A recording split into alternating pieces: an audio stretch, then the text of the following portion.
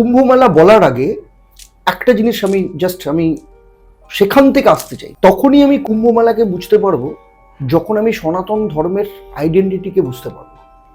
সনাতন ধর্ম হচ্ছে এমন একটা ধর্ম যে ধর্মটার মধ্যে কোথাও কোনো বাঁধ নেই, একটা ফিলোসফি, এবং প্রচুর জিনিস দিয়েছে, সারা পৃথিবীকে প্রচুর জিনিস দিয়েছে। যেমন একটা এক্সাম্পল দিই, যেমন আমরা সপ্তাহের 7 দিন কাউন্ট করি, সোম মঙ্গল, রবি সোম মঙ্গল বুধ বৃহস্পতি শুক্র শনি।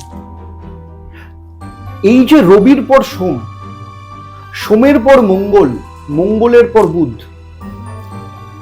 সানডে মানডে টুইসডে, এটা কেন?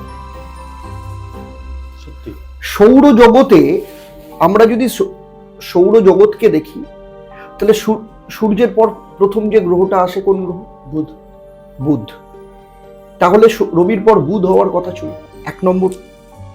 2 নম্বর হচ্ছে বৃহস্পতিকে কেন দেবগুরু বলা হয়? এই দুটো প্রশ্নের মধ্যেই লুকিয়ে আছে কুম্ভের মাহাত্ম্য।